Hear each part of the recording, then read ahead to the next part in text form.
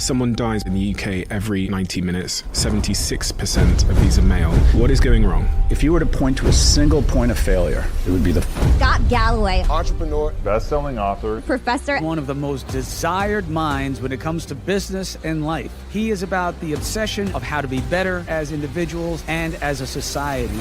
Society tells you, especially I think as a man, that your worth is highly correlated to your economic success. But for the first time, a 30-year-old isn't doing as well as his or her parents. Men under the age of 40 are 24% less wealthy. The average age of a first-time home buyer is 47 now. It's an online dating. You have to swipe right 1,000 times to get a single coffee. It's 1 in 7 men doesn't have a single friend. We're going to have men having relationships with machines. The most dangerous person in the world, a lonely, young, broke male. And we're producing millions of them. And that can lead to very ugly places for the economy and society. What is the impact this is having on women? Women have become better educated and they're making more money. It means that the quote-unquote pool of viable mates for women is going down every year. And a lot of these men are finding role models online. Yeah, this is a real issue. That this is a group that's struggling. On the far right, people like Trump, a criminal, Putin, a murderer. On the far left, as far as I can tell, their vision of masculinity is to act more like a woman. I don't think that's right either. We need a new vision for modern masculinity. Do we need individual solutions or do we need societal solutions? My solutions are pretty straightforward. And this is the one I'm working through and will definitely get me in the most trouble.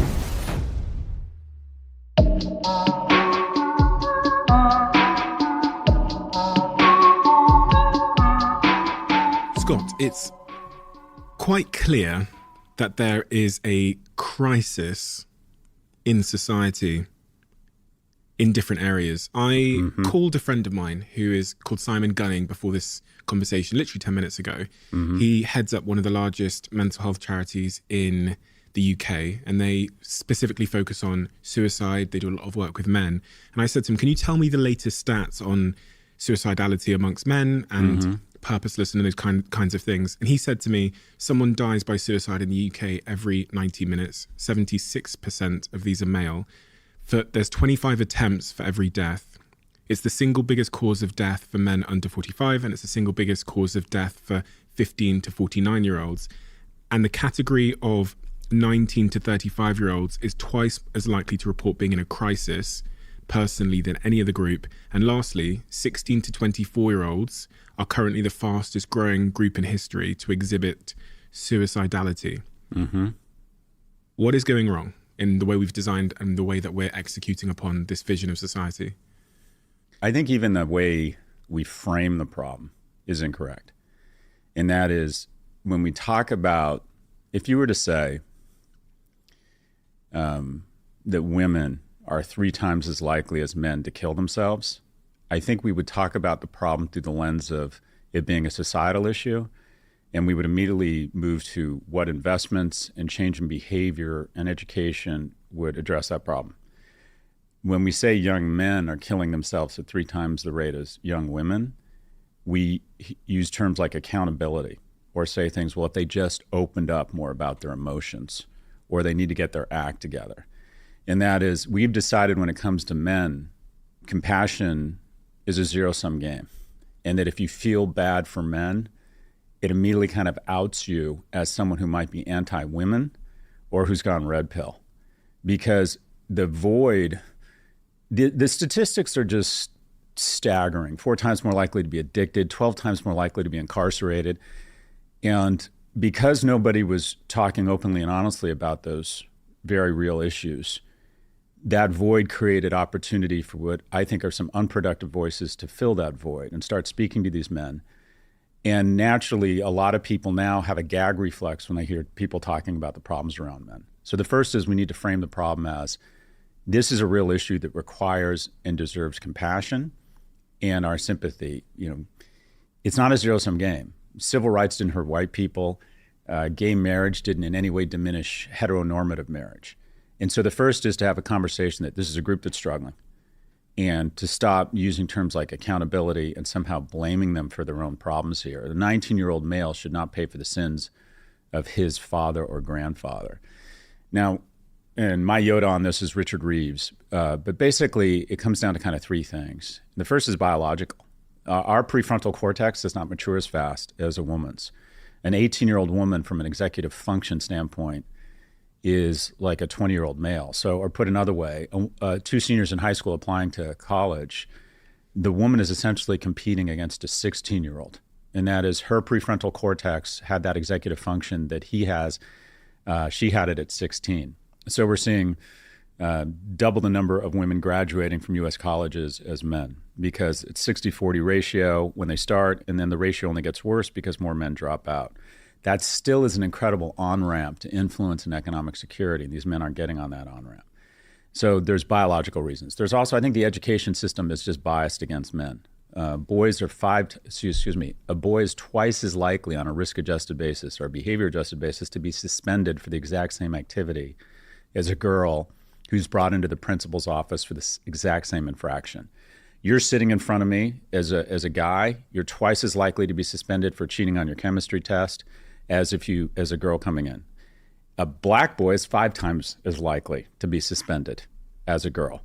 So we have a real bias. Now, part of that is that 90% of primary school teachers are women. There are more female fighter pilots per capita than there are male kindergarten teachers. Men are not going into early stage education. And this is really important because you have an entire cohort of boys who grow up. If you were to point to a single point of failure where all of this starts, if you said, where did this young man come off the tracks? If you tried to identify one signal through all the noise, it would be the following. When the boy no longer has a male role model. And with incarceration, with male abandonment, and with a lack of teachers in primary school, you have an entire generation of young men who grow up having never had a male role model. And so a lack of male role models, an education system that is biased against them, and then I think economic policies, whether it's the outsourcing of manufacturing jobs, the transfer of wealth from young to old people, and you think, well, the fact that someone over the age of 70 is 72% wealthier than they were 40 years ago, and someone under the age of 40 is 24% less wealthy, that affects men and women. I think it's especially hard on men because I think men are still primarily evaluated in terms through the lens of their economic vitality.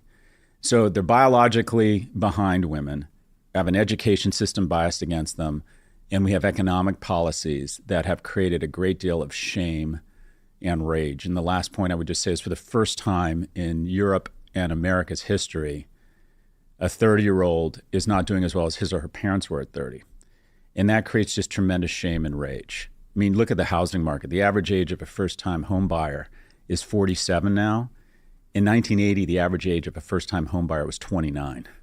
Young people have been sequestered from whatever you call, loosely speaking, the American dream or the UK dream. So the odds are just the forces in the face of young men have just become greater and greater, and it's manifesting in a lot of different ways.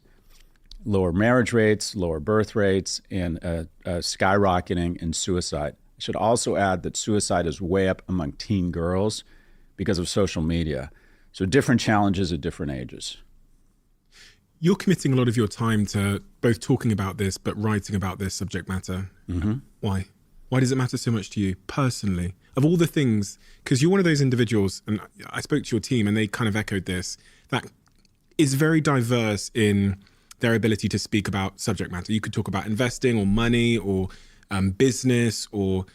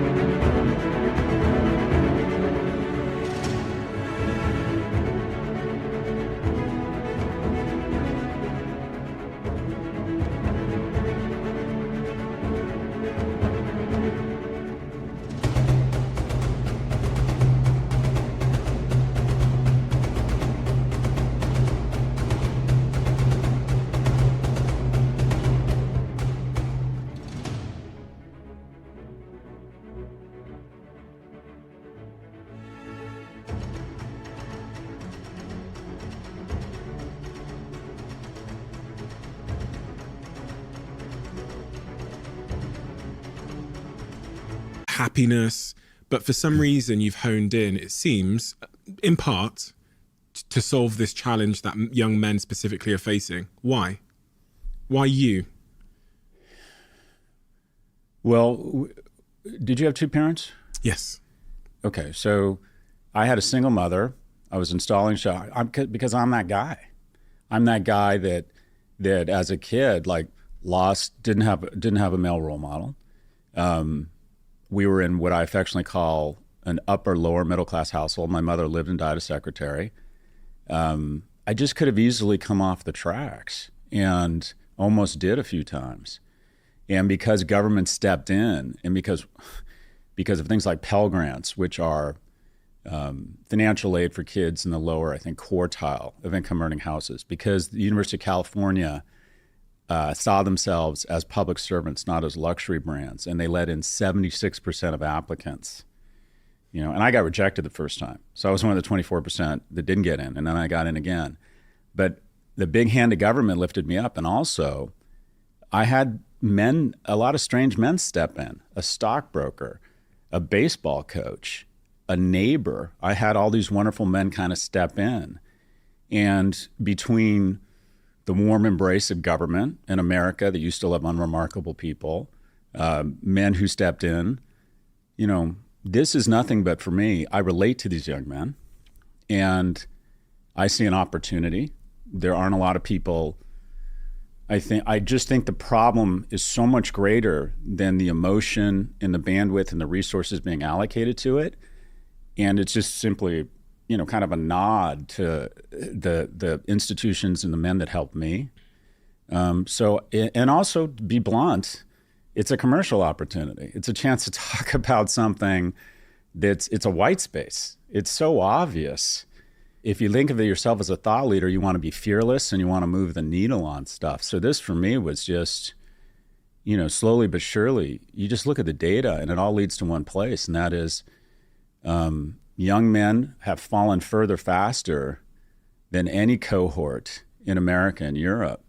And it needs to be addressed and talked about.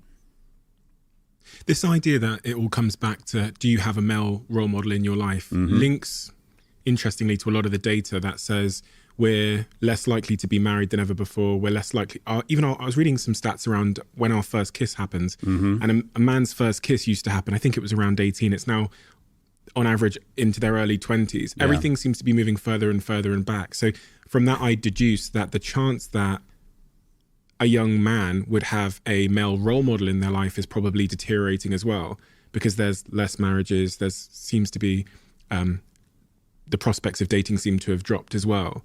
So is there correlation between these two things in some respect? Yeah, what's strange is, so you don't have kids, right? No. What's weird about raising kids now is that my mom was worried about me getting into too much trouble. I think what's fairly common now among parents is we're worried our kids aren't going to get into enough trouble. And that is, we see the power of unsupervised play. We see the power of maybe sneaking into a movie and getting caught. We see just that it's important that at some point kids are going to experiment with alcohol and drugs, and kind of better they ease into it as opposed to never do anything and then end up at college their freshman year and just can't handle the onslaught of it. So, I think that there's something about the concierge and bulldozer parenting where we use so many sanitary wipes on a kid's life that they don't develop their own immunities. 40% of Harvard's incoming freshman class are virgins. And I worry that, this is going to sound strange. We have too little teen pregnancy. What do I mean by that? Unplanned teen pregnancy is a bad thing. But we have had such dramatic falls in that and drunk driving accidents, which is great. But what it signals, quite frankly, is that kids are so overprogrammed and have such a lack of socialization now. The number of high school teenagers that sees their friends every day has been cut in half, that we're slowly but surely sequestering from each other. And when we do that, we become less mammalia. We're mammals. We're literally, if you have dogs are happiest when they're lying on top of you. The worst thing you can do to a dog is leave it alone all day. And what we're doing to young people is we're kind of they are leaving others and themselves alone all day. We're separating from each other. We're becoming less social. And there's a group of men who aren't received well at school, don't find a source of pride. Auto shop, metal shop, wood shop's gone away.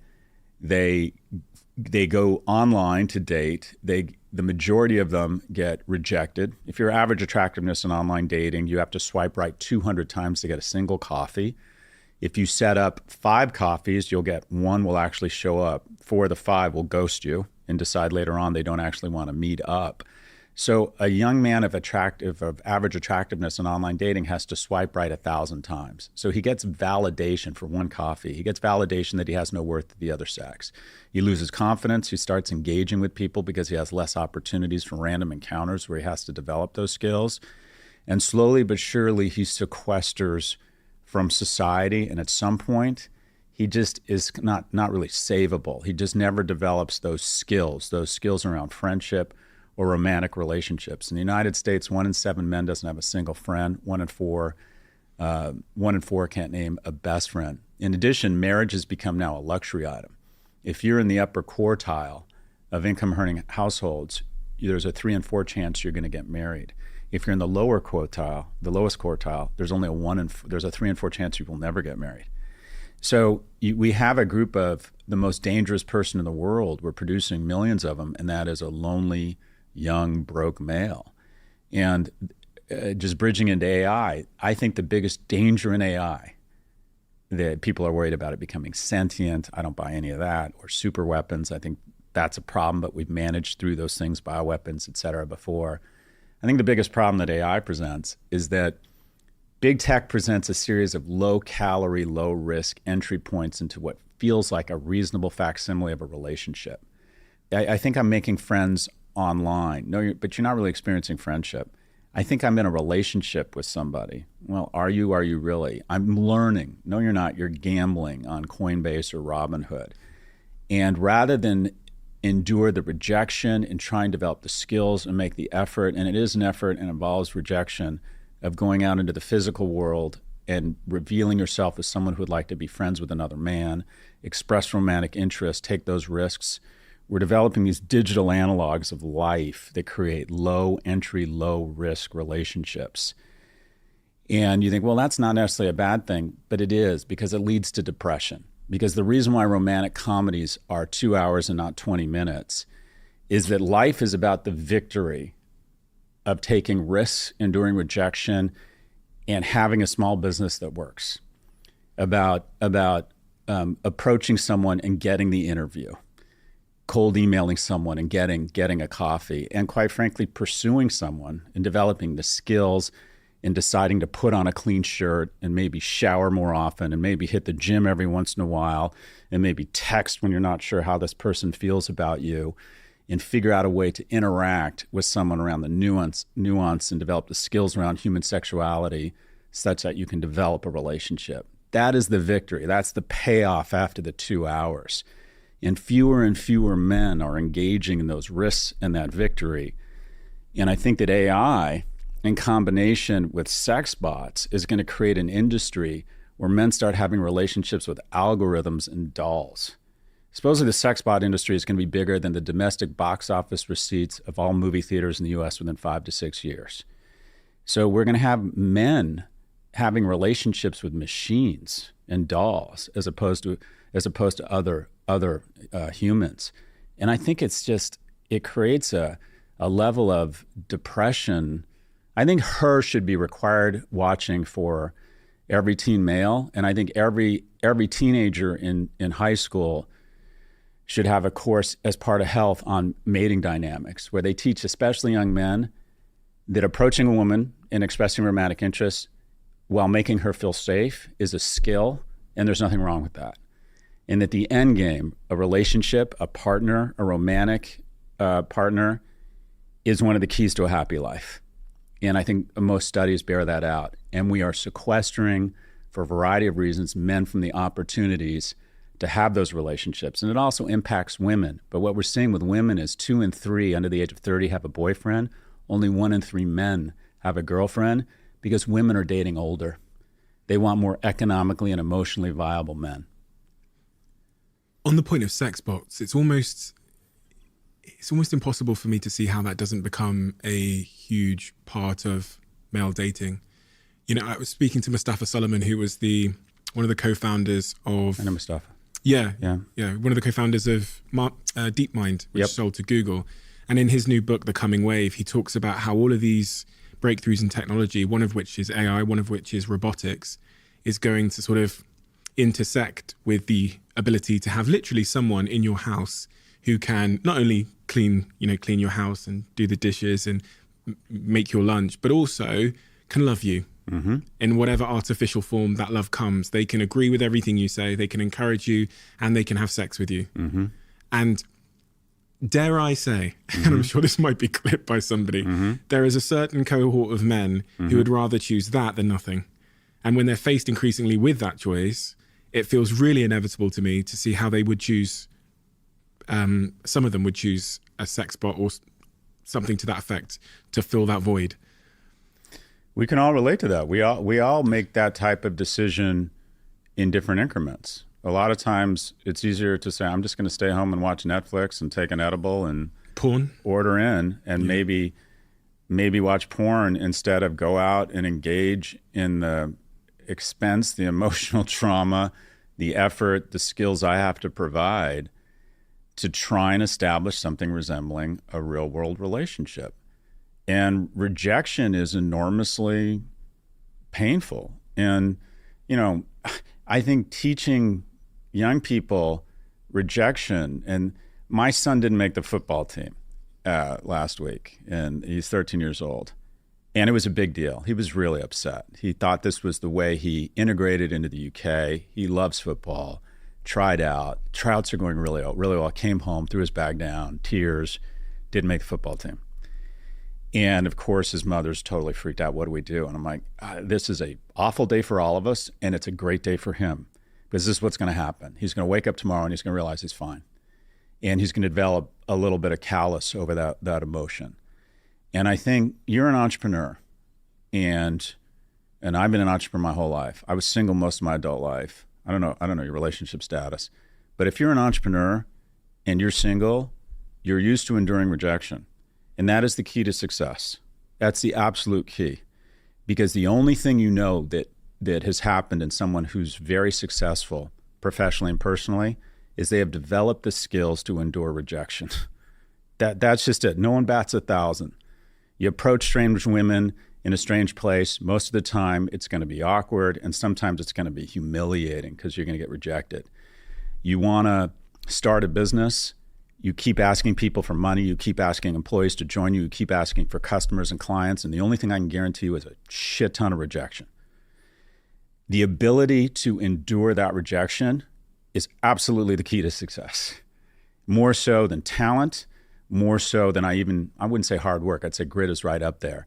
But your ability to endure rejection is if you want to punch above your weight class economically or romantically, then get out a spoon and get ready to eat shit. That is a prerequisite to that kind of success. And technology is enabling people to say, well, why subject yourself to that risk? You can engage in something that feels sort of similar without any risk at all.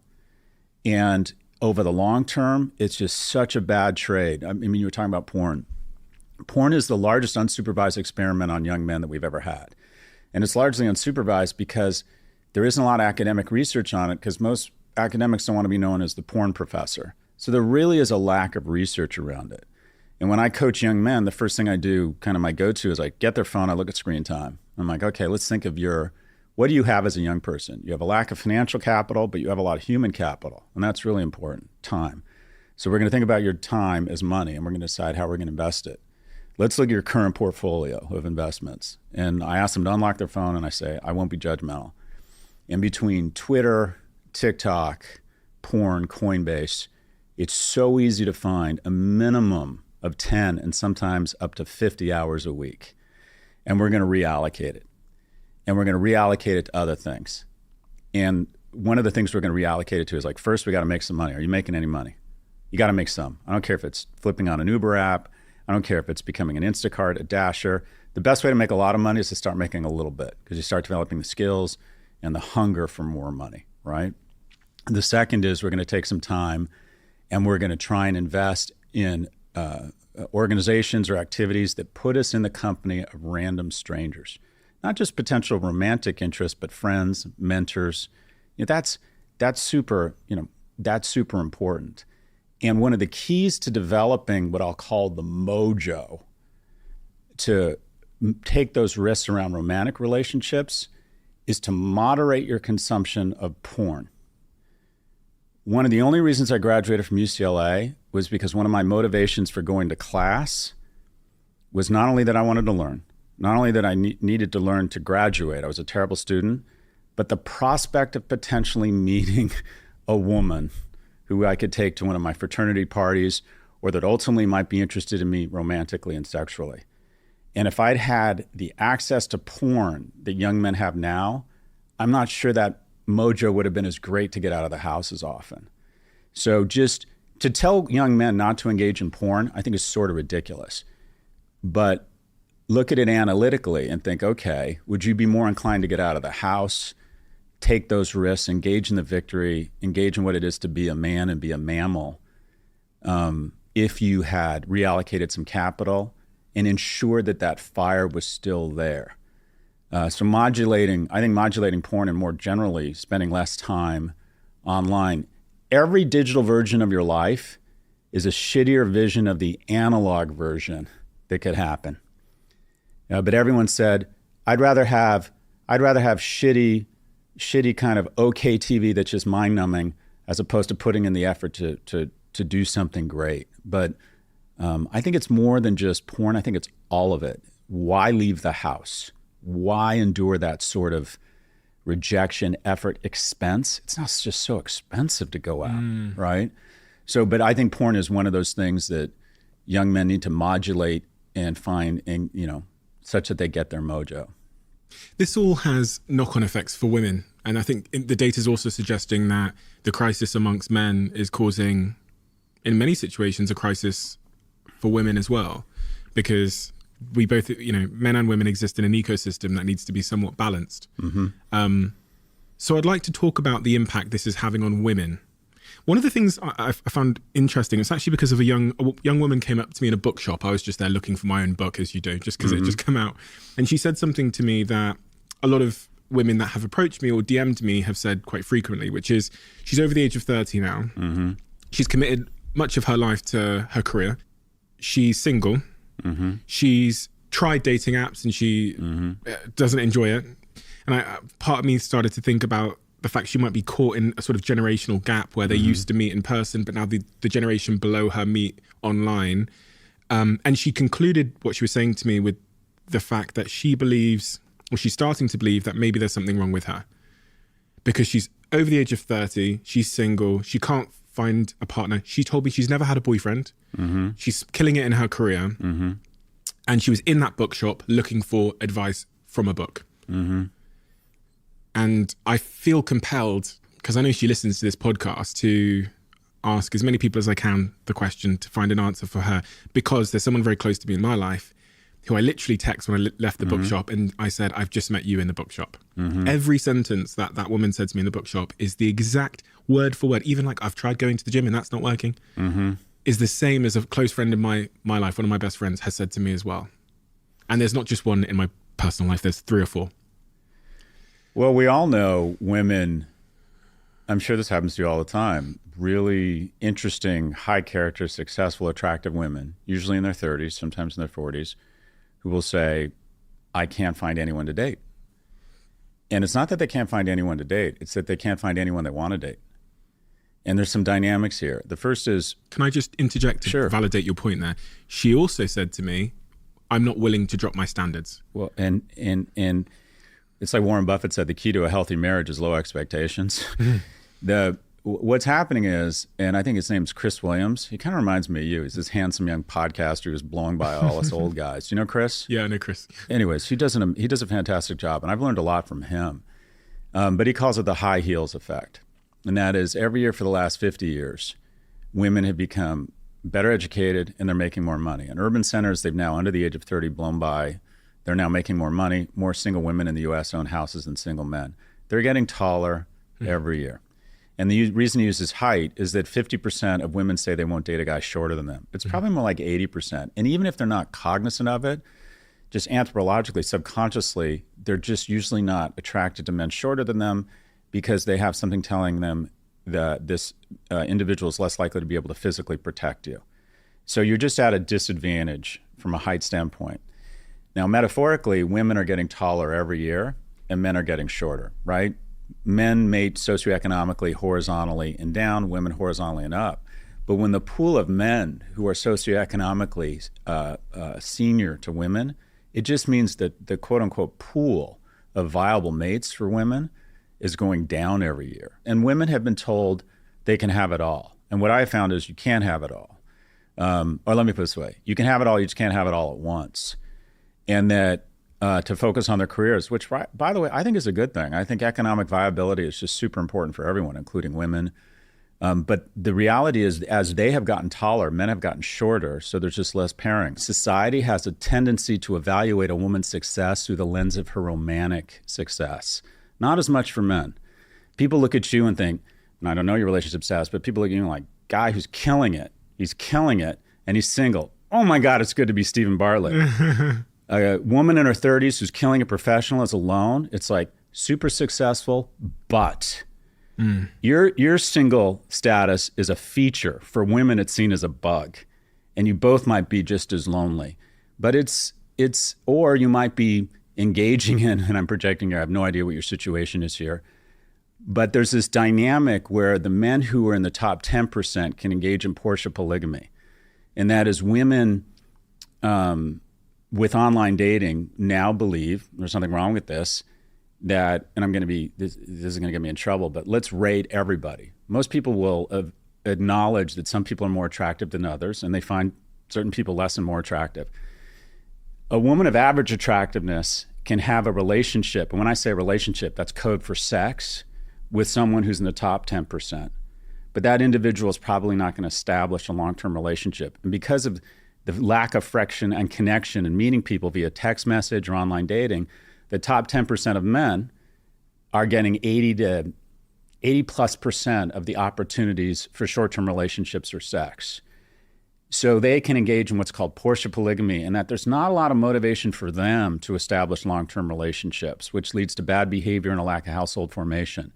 So the guys that most women want and believe that they should be in a relationship with are the least likely to establish a long-term relationship. And then the bottom 90 either have little or absolutely no interest from women. So I want to be clear, no woman is responsible for servicing a man. But what I think has happened is this dynamic where, because online has given everyone access to everyone, the majority of women are all interested in the same group. And this group is now much less likely to engage in a long-term relationship. And the result is just there's a disproportionate number of men and women who, quite frankly, are just lonely. But men have a tendency, when they don't have a romantic relationship, to not only not have that romantic relationship, but then they have fewer friends. They go out less. They're less professionally successful. You know, if I didn't have a mate who told me we need to save for a house, I'm not sure I wouldn't have been smoking pot and drinking every night. You know, she was like, if you want to continue to have a relationship and have sex with me, you've got to get your shit together. Young men need that. They need the guardrail of a romantic interest, the cocktail or the peanut butter and chocolate of a household where one person is more risk aggressive. You know, that's really important. And pushing the boundaries of what can be done. And then another person who's more practical. And that oftentimes goes into gender roles. Not always, and sometimes it's flipped. But that's a powerful combination. 1 + 1 really does equal 3. And across every species, you see that the majority of really wonderful things, including offspring, but other things in terms of building a society, are a mix of different attributes. And so we have just fewer and fewer of that peanut butter and chocolate in households. There are now more people not only living alone, but living with their parents than ever before, because they're not establishing this relationship. So it's absolutely bad for women, but typically, women still are economically successful, still find places to put that love, and quite frankly, don't start killing themselves or killing others. So it's not that it's any less bad, but the knock-on effects tend to be less bad for society. And I went through the research from the Pew research, but also from the sort of Centers of Disease Control, just to clarify some of these numbers for women as well. And they cement everything you've said. Only 13% of women over 30 were married in 1970. That number has now risen to almost half. The divorce rate for women over 30 has doubled in the past 50 years. In 1970, only 10% of women over 30 were childless. Today, that number has risen to almost 30%. In 1970, only 28% of women over 30 were earning more than their husbands. Today, that number has risen to almost 50%. And in 1970, only 12% of women over 30 were living alone. Today, that number has risen to 35%. And on the point of loneliness, I was looking at how many men versus how many women have a best friend.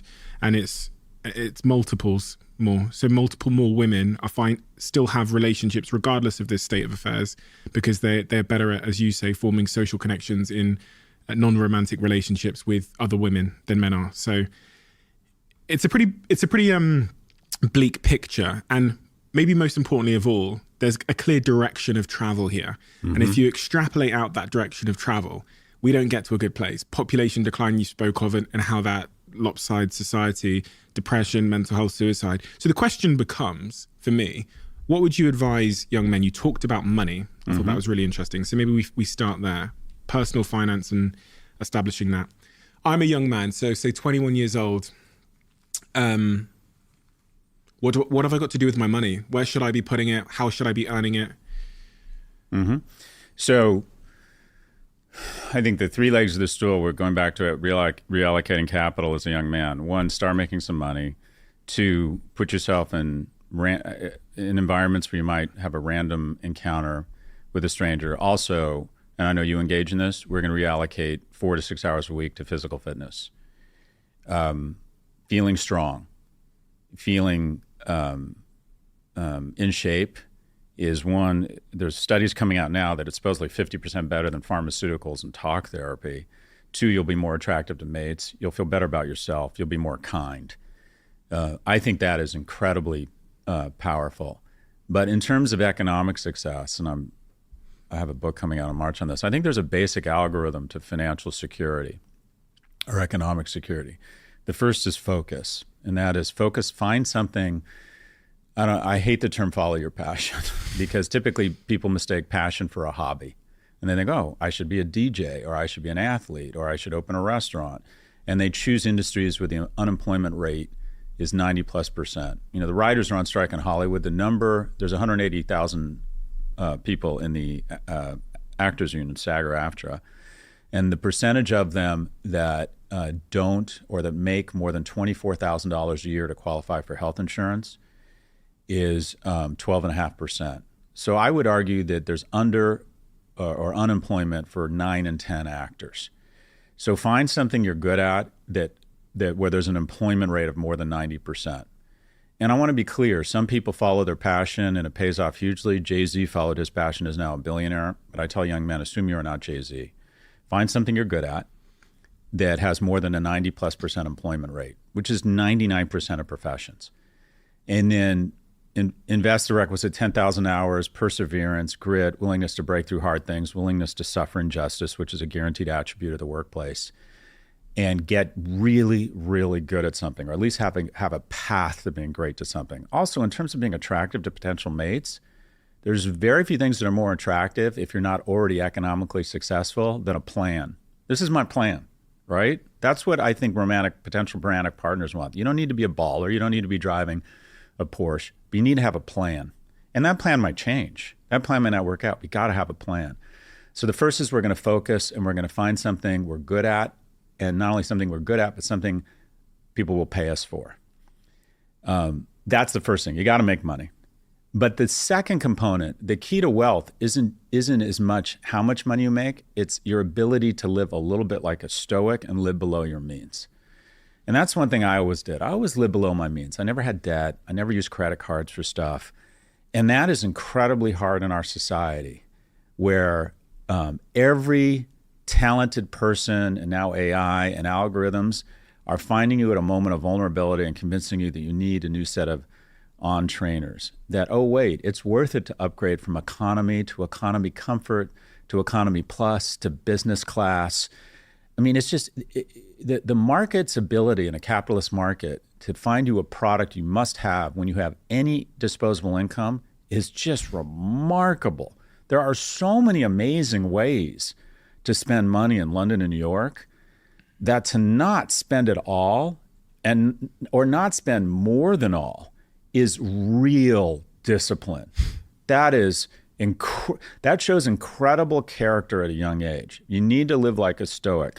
Your advantage as a young person is, quite frankly, to live in a fucking shoebox and spend no money on rent.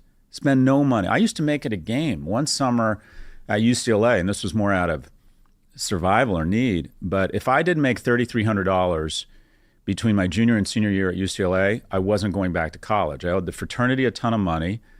I wasn't going to be able to pay my tuition, so I had 11 weeks to make $3,300. And I figured out if I just lived in the fraternity in a shitty little room that I was paying no money for, and I only ate top ramen, bananas, and milk, I could live on $110 a week. That was my total budget, and I could do it. And when you're a young man, and not only that, it was still a fun summer. I would still go, we would pool money and go buy a case of Schmitty beer, and then on Sunday nights, we'd go to Sizzler, this tacky restaurant in LA, for a Bruin special, Malibu chicken, and all-you-can-eat salad bar. And I used to go with the other members of the crew team and just clear them out and spend 3 hours gorging. But we still had a good time. But when you're young, I think you want to lean into this great thing where you don't have to spend money. It is impossible not to spend money when you get a little bit older and you start collecting dogs and kids. You can't sleep on someone's couch. You can't sleep in a shitty apartment. You can't walk to work. You can't live on top ramen and bananas. So the ability to gamify and really try and live below your means. And then that creates an army of capital. And that army of capital goes out for you and starts making money for you when you're in your sleep. And that goes to specific investment advice. The first is, and people don't like to hear this, do away with the notion that you are brighter than anyone else and going to be able to figure out individual stocks or investments that will outperform the market. I can't convince you of that 100%, and some of it is fun. And if you want to learn about a stock and you want to buy NVIDIA or you want to buy Dogecoin, fine. But try not to do it with more than 30% of your saved money. Try to take 2/3 plus of your saved money and put it in low-cost ETFs and index funds. Because here's the thing, our flaw as a species is we don't realize how fast time goes. Because the majority of us, for the majority of history, have died before the age of 35, we can't process how fast time is actually going to go when you go past 35. At the age of 39, we no longer have the ability to process the way we change in terms of our own physical appearance. So from the age of 39 on, and I can validate this, every time you look in the mirror, you're like, fuck, what is that? Because you can't process what is happening to you, because for the majority of your species history, you weren't around post 39. You and I hopefully will be sitting here in 20 years or over a beer, and I'm going to look at you and I'm like, how fast did it go? And you're going to be like, Jesus, like a blink. And so if I said to you, Stephen, find out a way to save $1,000, and in a blink, it's going to be worth 6,000 because I have this magic box. How hard would you try to get as much of that capital to put in that box? The power of diversification and time, because if you diversify, I can get you 6 to 8% a year, right? Every day, 51% of stocks go up, 49% go down. But if you invest in any 5 S&P stocks over 10 years and don't trade them, no one has ever lost money. 85% of day traders lose money. If you buy 5 stocks, put them away, and never look at them again, 10 years later, no one has ever lost money. So diversification, and this is where I really screwed up. I didn't understand the power of diversification. Successful people fall into the trap of thinking, I'm a baller, I'm smarter than everyone, I'm going all in on Cisco because everybody wants internet infrastructure. I'm going all in on Amazon. If you went all in on Amazon in 99, in 24 months, you had lost 90% of your principal. Even Amazon, the best companies in the world, if you look back, the majority of them have had 24-month periods where they went down 90%. But if you'd held on and you didn't day trade and you didn't look at your stocks, you'd be up 30 or 50x now. So the power of diversification and also a recognition that time is just going to go so much faster than you think. So focus, find something you're good at that people will pay you for, live like a stoic, save, spend less than you save so you can develop an army of people who are killing it or killing people and invading the earth while you're in your sleep, recognizing the power of diversification, and then appreciating how fast time will go and not trading stocks, just let time take over.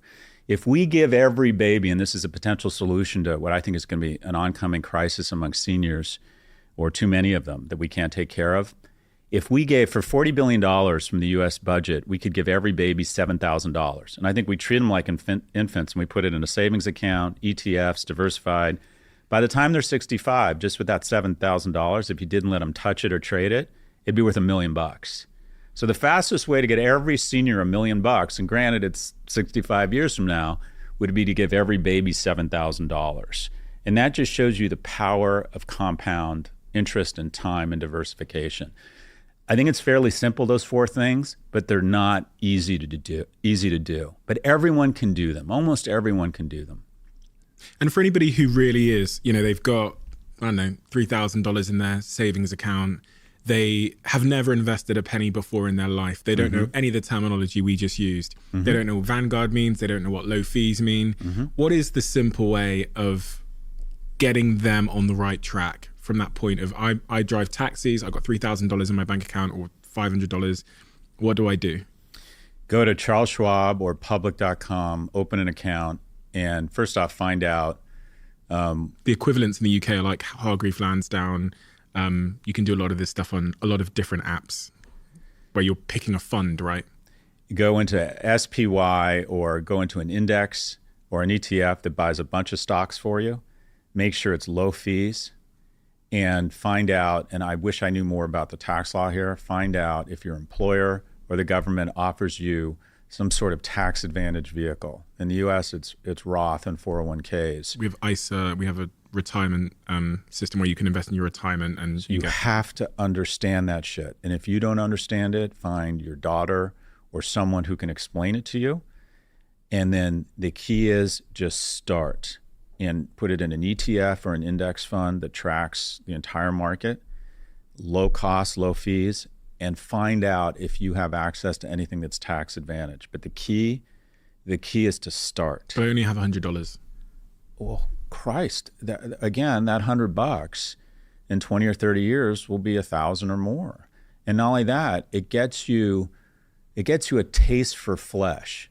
Like I remember I went on my first safari and they said the lion, unfortunately we had one lion attack a human, and now all of them appear to have a taste for human flesh. They never used to go after humans before, but once they get a taste for human flesh, they're like, oh, this tastes pretty good. Let's start killing and eating people.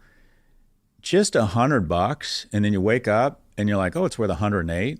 It's worth 112. You get a taste for the flesh of how powerful money and time and investing is, and just start. I also think it starts to make you feel,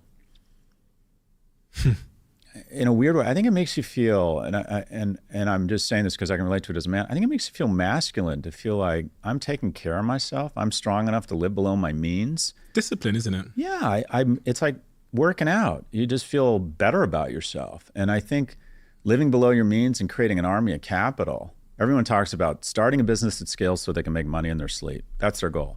You can make money in your sleep by saving it and investing it. But the key is just to start. Quick one. This is really, really fascinating to me. On the back end of our YouTube channel, it says that 69.9% of you that watch this channel frequently over the lifetime of this channel haven't yet hit the subscribe button. I just wanted to ask you a favor. It helps this channel so much if you choose to just subscribe. Helps us scale the guests, helps us scale the production, and it makes this show bigger. So if I could ask you for one favor, if you've watched this show before and you've enjoyed it and you like this episode that you're currently watching, could you please hit the subscribe button? Thank you so much, and I will repay that gesture by making sure that everything we do here gets better and better and better and better. That is a promise I'm willing to make you. Do we have a deal? Scott, every time you mention male role models, your demeanor changes a little bit. Say more. and I see the emotion and passion in your face. Yeah, I mean, I like I said, I could have easily come off the tracks, and all these wonderful men from different parts of my life. I mean, this is one of my books, The Algebra of Happiness, was optioned to be turned into a series, and the series was going to be like an R-rated version of Modern Family, because this was the reality of my life. I lived with my mother and her boyfriend for 7 years, who was a male role model for me. We were that family that they don't talk about in movies or dramas, and that is, we were the second family. Terry was married with kids, and every other weekend he used to come spend with me and my mom. And you immediately think, this is a bad person. He was wonderful to me. He was a great role model. He was generous. He was kind. He taught me a lot about what it meant to be successful and a good person. And after him and my mom broke up, he reached out and kind of tried to stay involved in my life. You know, I had men like that. I remember meeting men. I met a camp counselor who would just stay in touch with me, and he was in technology, and he taught me a little bit about programming. And here's the thing, Stephen, and this is, I mean, the bottom line is, when we go to solutions, the number one solution for what ails young men is other men. And that is, if we want better men, we have to be better men. And I think the ultimate expression of masculinity, where it shows you're powerful, you're strong, you're smart, is when you get involved and irrationally passionate about the well-being of another child. That shows you have hit a certain level of success. And unfortunately, I was on Bill Maher. I'm doing a lot of name dropping right now. And I said that. And Bill Maher immediately went, well, I'm not going to get involved in any 15-year-old boy's life. They're going to think I'm a pervert. And the reality is the Catholic Church and Michael Jackson have fucked it up for all of us. And that is 99.99% of paternal and fraternal love that men want to display and get involved in a young man's life is positive. And society has taught us to be suspect of those men. And it's a real shame, because those random, generous men who came into my life were instrumental in my development and turning into a productive citizen. I think a lot of men have the inclinations and that desire to get involved. And the good news is these young men in need of guidance are everywhere. Sometimes it's just your friends' kids, because biologically, kids start pulling away from their parents because they need to get out, leave the nest. So they start thinking anything your dad says is just wrong and stupid. But your dad's friend, when he says the exact same thing, you kind of nod your head and it makes sense. And young men who need guidance are everywhere. My nanny's kid is struggling. Your friends' kids are struggling. Young boys are struggling. I get emails every day from dozens of young men who are clearly just like good kids trying to figure it out. They're just trying to figure it out. And they want a little bit of reassurance and a little bit of guidance in someone just to tell them that they matter, right? But yeah, the number of men just randomly with no self-interest who got involved in my life was just, literally a gift. Several of them. And a lot of these men are finding role models online like Andrew Tate, who is many people describe as a symptom of this crisis. Is there anything that Andrew Tate says that you fundamentally agree with? Mm-hmm. I understand there's a lot that you have a different opinion on, but what is it that he says that you think holds merit? I'll go further than that. I think the majority of what Andrew Tate says is probably positive. It starts from a really good place. Take accountability for your actions, be in great shape, be action-oriented. But it then kind of comes off the rails. And then one of the ways you kind of take accountability or take action is to start treating women as property, is to sign up for my class on how to trade crypto, which makes Trump University look like Harvard. It's just, it's a bit of a grift. And I also think that what starts off as positive, and that's quite frankly, that's the most dangerous thing about it, because you can imagine a young boy, a young man, just agreeing with most of it. And so then they adopt the last 10 or 20%, which quite frankly is just really ugly. It's just misogyny. What do you think about the Bugatti and the Lamborghini and Hey, look, a young man wanting to acquire items that signal power and strength, such that I'm wearing a Panerai watch that I haven't wound in 10 years. Okay, how's that any different, right? Because I want to signal my attractiveness and success to strangers, right? So yeah, I get it, but you know, the baller, the guy who ends up with more, what I'll call lasting opportunities, and quite frankly, more mating opportunities, is the guy who buys a Toyota and is saving money and is the first guy in his cohort to buy a house. I think the majority of people are less impressed by your things than you think. They're thinking about your shit less than you're thinking about it. I think people are really impressed with discipline and a plan. I used to believe, I think up until maybe 2 years ago, that I no longer was in search of status to some degree. Well, maybe like 70% I believe this, because I no longer have lots of material possessions. You won't catch me, and I mean, other than the car that you arrived here in, that's the nicest possession I own. I don't have sports cars. I don't have luxury items or watches or anything. And then I read a book by a guy called Will Stall, who's been on this podcast. I'm sure the book's behind me somewhere, who told me that we just are the status games that we play just change over time. So instead of logos, we care about the size of the boat. Or even Jack, in his profession as the director of this podcast, is playing a status game of cameras and production quality.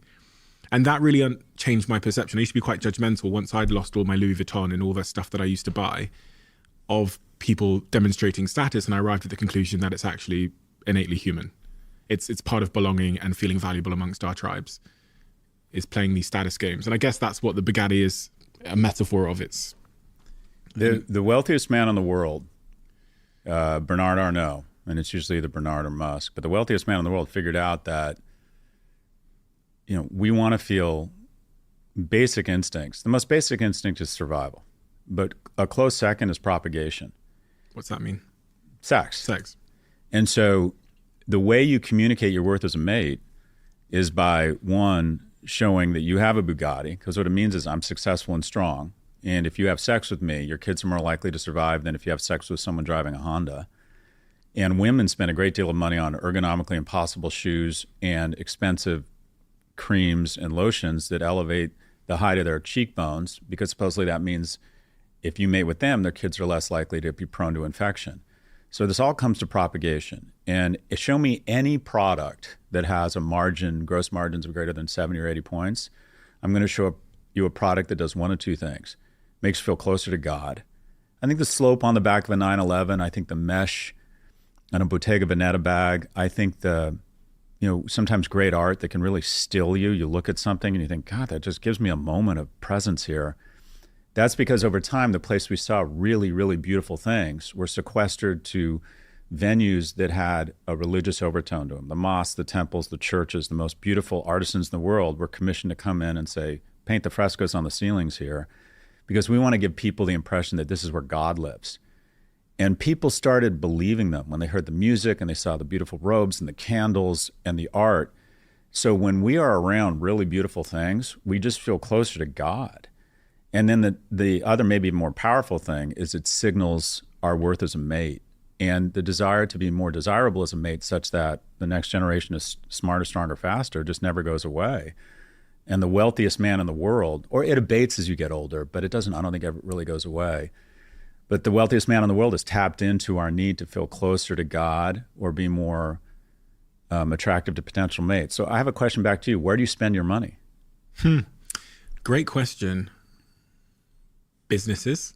So investing, starting companies. One of my new chapter of my life where I'm starting companies and appointing CEOs, or investing very early on in shaping the company.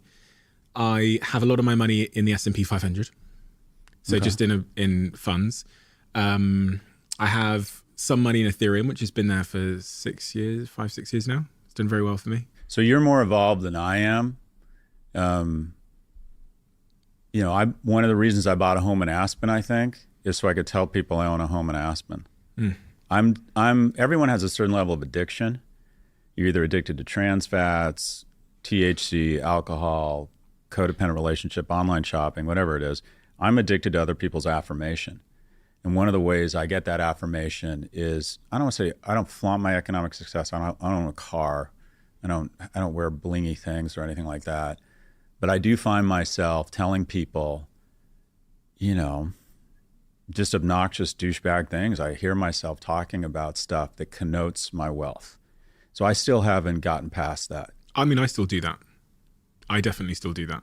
Yeah. And I the minute it comes out of my mouth, I think you're still an arsehole. Oh, and then I do it again. I hear myself saying it. And I'm like, God, that's just so, nobody needs to know that. Why is it important to you that these strangers know this? And I still can't get past it. It's still, society tells you, especially I think as a man, that your worth is highly correlated to your economic success. And so the reason I have an iPhone, I think we all have iPhones because we want to communicate our worth as a mate. If you have an Android phone, you're kind of signaling to the rest of the world that life hasn't panned out the way you'd hoped. That if you had been just a little bit more successful, you'd have an iOS, right? Seriously. It's like carrying a Discover card. I have an Amex Black card. You want to talk about a douchebag? I spend $7,500 a year for a card. I don't even know what the benefits are, but I want, when I'm out around food and alcohol and strangers,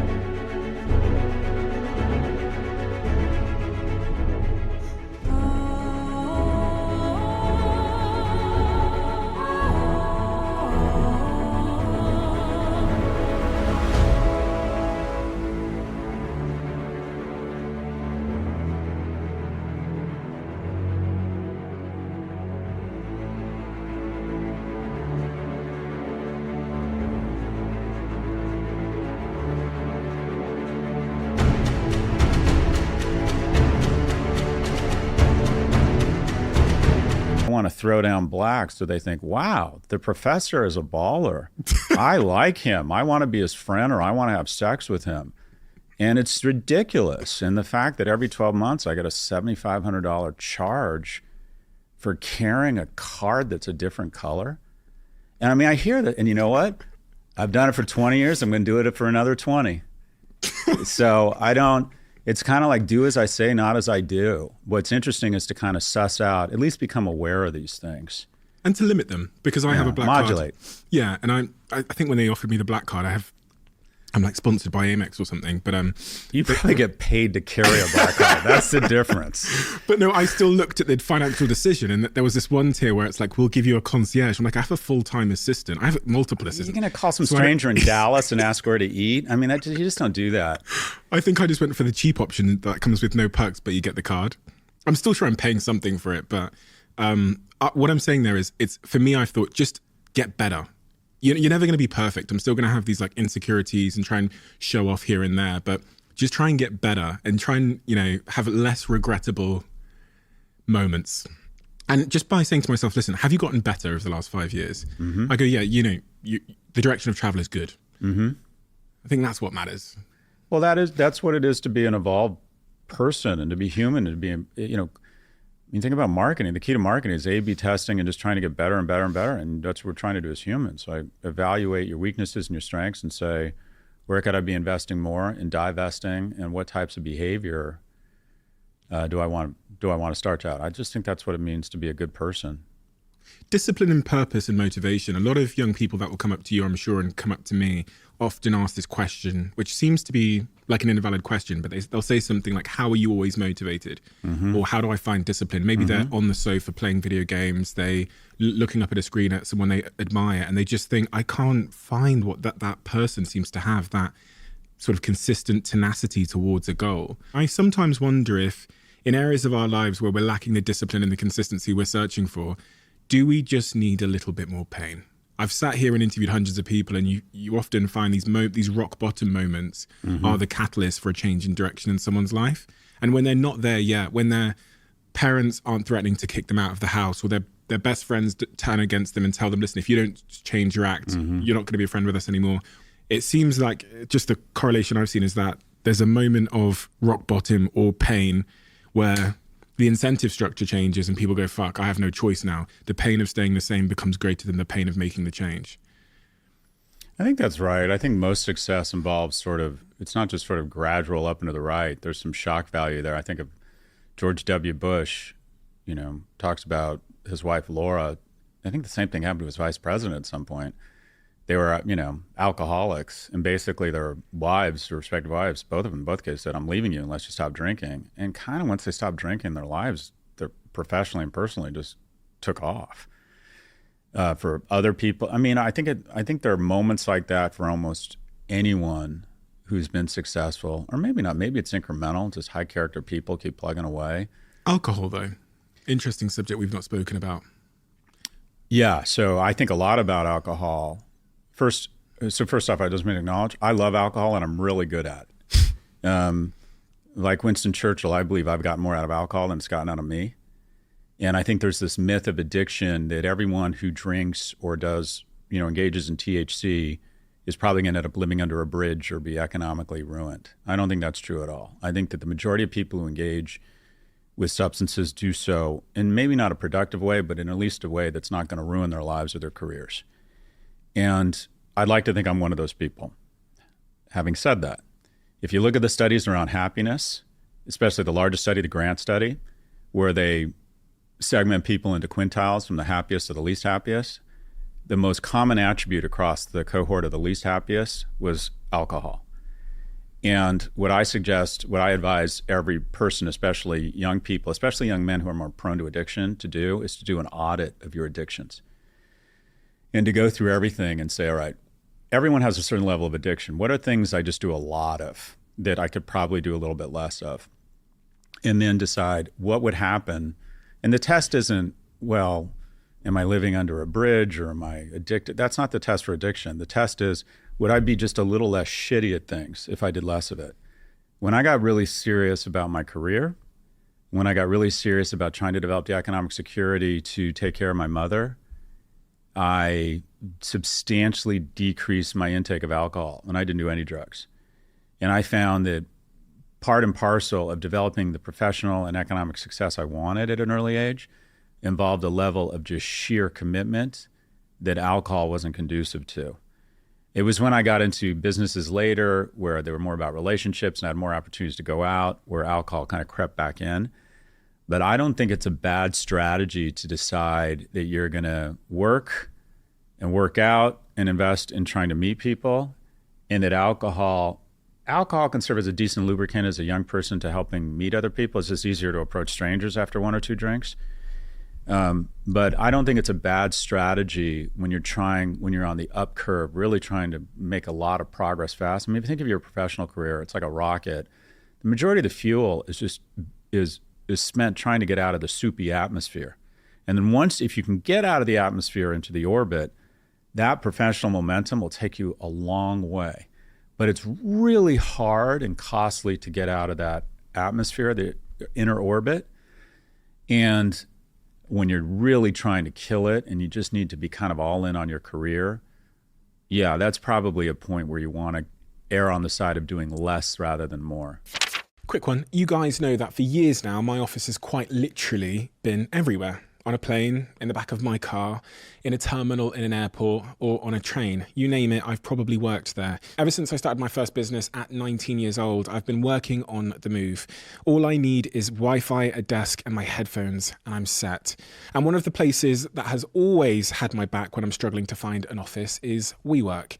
I've been using WeWork for years now. Whether it's in Manchester, London, Manhattan, or LA, WeWork is easy. It literally requires no thinking. There's no stress of finding the perfect working location. WeWork does it all for you. Plenty of desk space, meeting rooms, collaboration spaces, drinks, snacks, it's all there. So for your next remote working trip away from the office, or if you want a new fresh space to work in, then don't just work anywhere. WeWork might just be your answer. And you can get 25% off your first 6 months of WeWork All Access by using code CEOWORKS. That's one word, CEOWORKS. And to redeem this offer, visit we.co/CEOWORKS. As you may know, this podcast is sponsored by Huel. If you're living under a rock, you might have missed that. I've come to learn over time, not all of the products they have are for me, but the ones that are for me have really, really changed my life in a profound way. All of the products are designed for different use cases and different people. For me, as you'll probably know, the ready-to-drink bottles are a staple of my life at the moment, and they have been for many, many years. But for a lot of other people, they have the hot and savory, which is a 5-minute hot meal that's nutritionally complete and contains all the good stuff that all Huel products contain, which is the 23 vitamins and minerals and the wonderful balance of sort of nutritional completeness. And then you have the bars as well. If you've heard about Huel on this podcast, you've heard me talking about it a lot. You're aware that I'm an investor in the company. You're aware that I'm on the board of the company. And you're not sure where to start, I would highly recommend starting with the bestseller bundle. Basically, we'll send you a package in the post containing all of the favorite products that people love. And then you try them all and stick with the ones that really, really fit you. The link is in the description below to try the bestseller bundle. One of the things I've always mulled with is when we think about the stats we've discussed in the crisis and the issues in society, the direction of travel and how we're living our lives, more digital, more alone, more lonely, more dependent on processed foods and sugars and other chemicals to keep ourselves seemingly balanced. It feels like the solution must be quite deep, systemic in the way that we're designing our society. So the question I've always wondered is, do we have to just like rip up the entirety of the blueprint of how society is designed to solve for these problems? Loneliness, depression, sexlessness, all of those subject matters. I don't think so. I think the solutions are simpler than the incumbents want to admit in corporations. A key component of entrenchment is the delusion of complexity. Twitter and Google and Meta will say that the hate speech and the polarization that they've created in the teen depression are kind of indicative of broader problems in our society and are these really complex problems, and they kind of stare thoughtfully into the camera like, we got to solve these problems together. Yet, when they kick one account off of Twitter, the real Donald Trump, an election and misinformation goes down 40 to 60% in one day. If they age-gated social media, I think you would see a dramatic decline in teen depression. If you remove Section 230 protections, I think YouTube would find ways to stop radicalizing young men on YouTube. I think the solutions are simpler than, they're simpler, but they're expensive. And specifically, they're expensive against the people in charge, and that is rich people and corporations. And I'll give you an example. If you were to try and reverse engineer the problems in our society to kind of one blast zone, one ground zero, I think it's what we said before. I think it's that for the first time in our society, in democracies, it's happened in the U.S., it's about to happen across the majority of the 28 countries in the EU. For the first time, a 30-year-old isn't doing as well as his or her parents.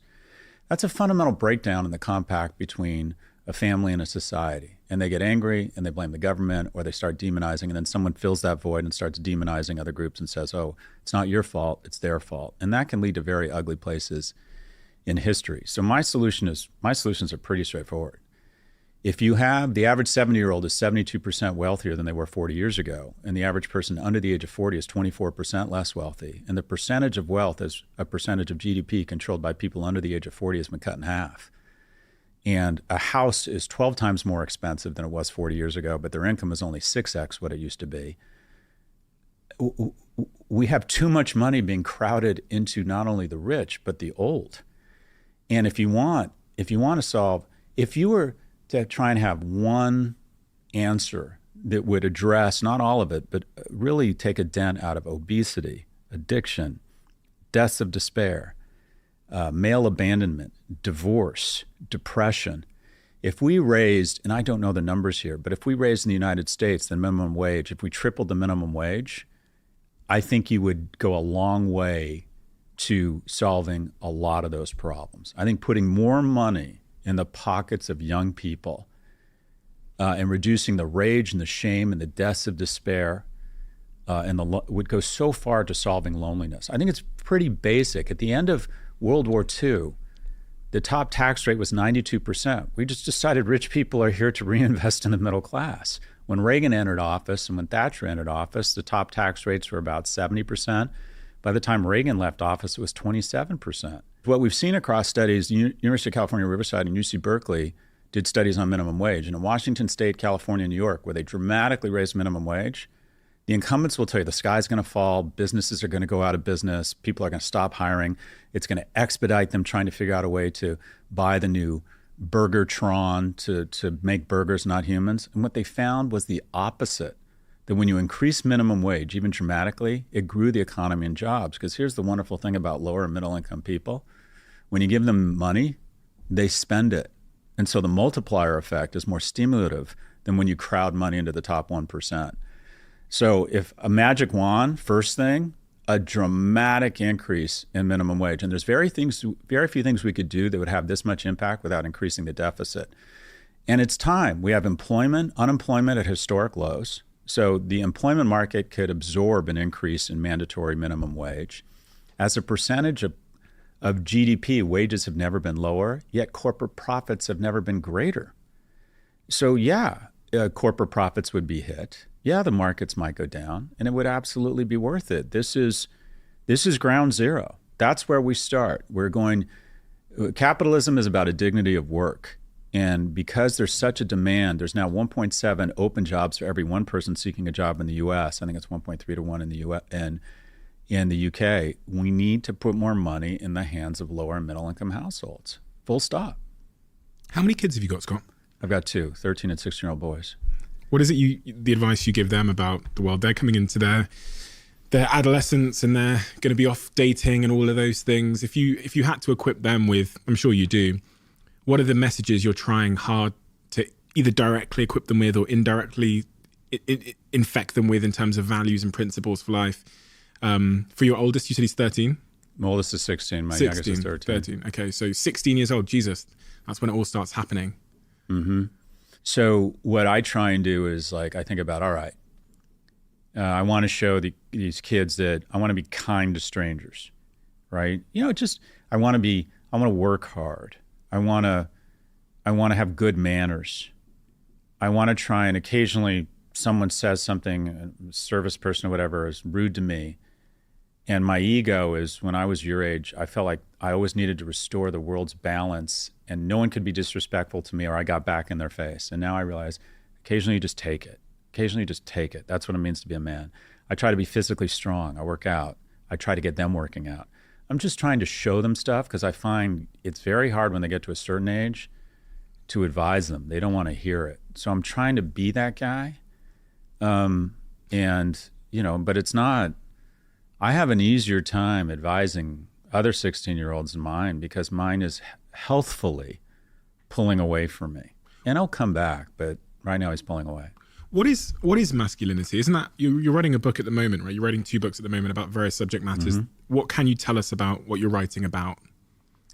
Yeah, well, I'm finished with the Algebra of Wealth book. I'm just starting the book on masculinity, but I think we need, per our previous comments, I think some unfortunate voices have filled this void around masculinity. And I think we need a new vision for modern masculinity. On the far right, I would argue that those forces have conflated masculinity with cruelty.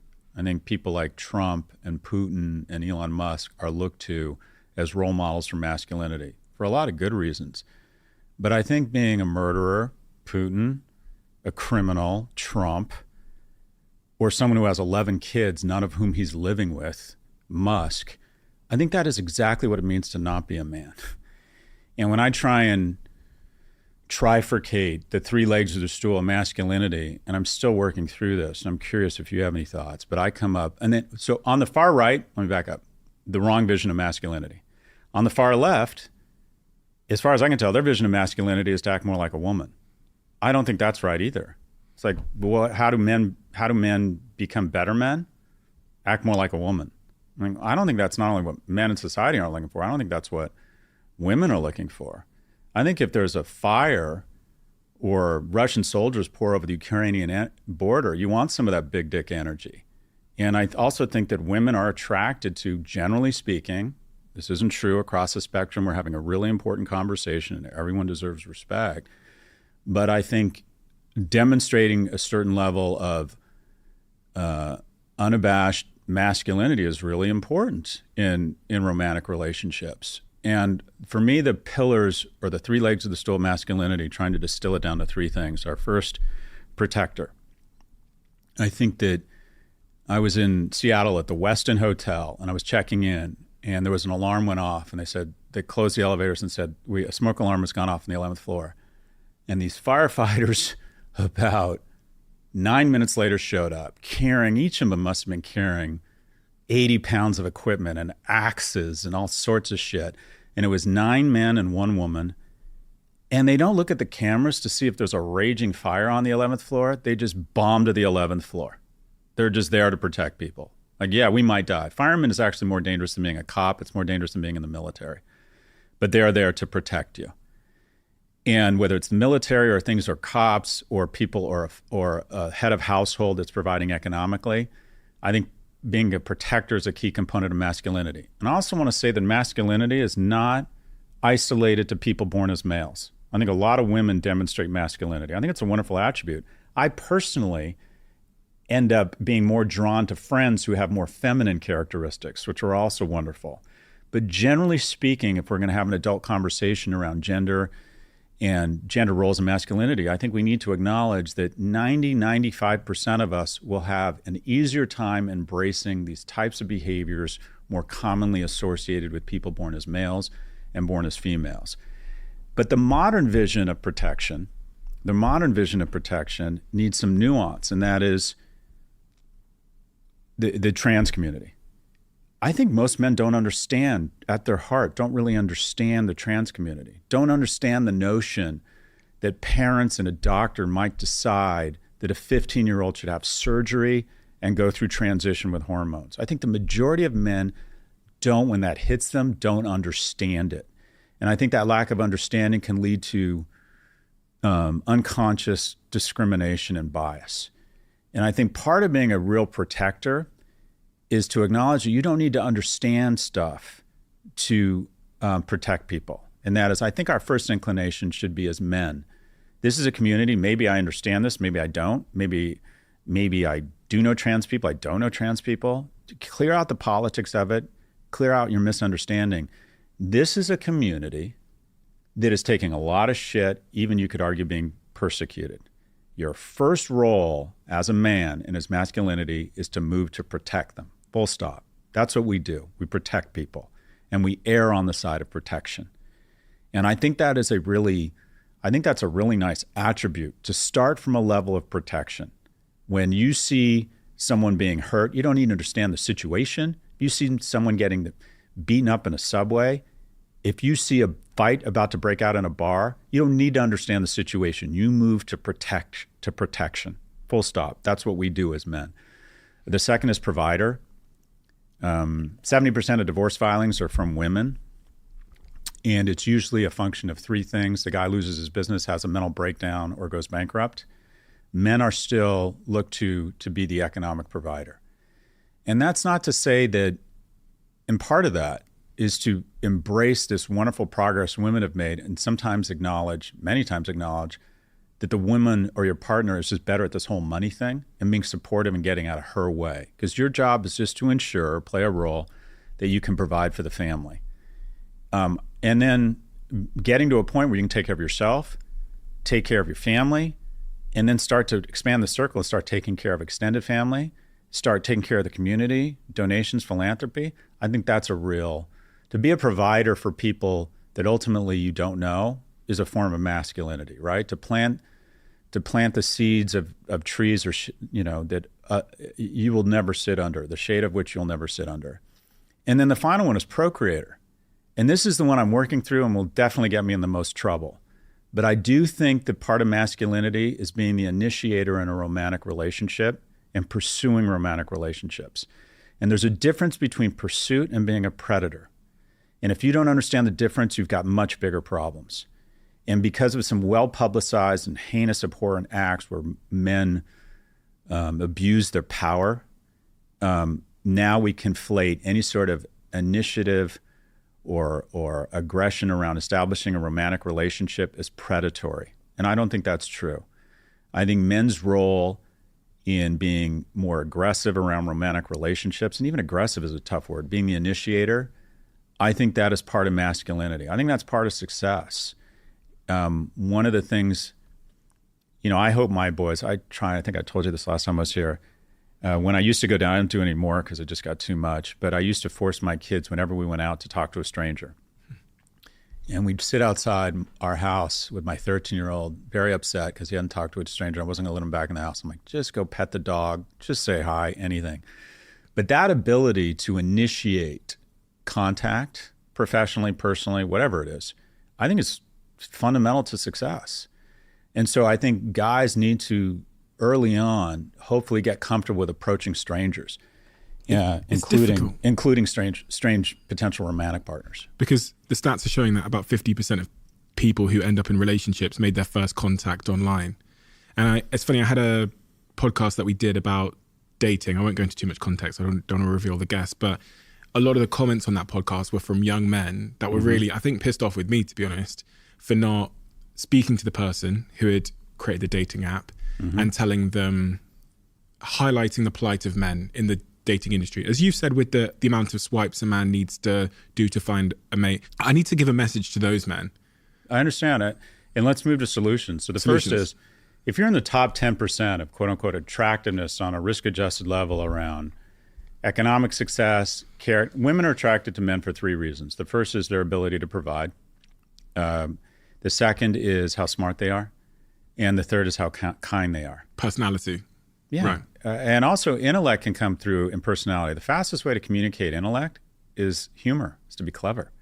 I've always thought, I've always thought, if I can make a woman laugh, she'll go out with me. And here's the problem. So if you're in the top 10%, go online.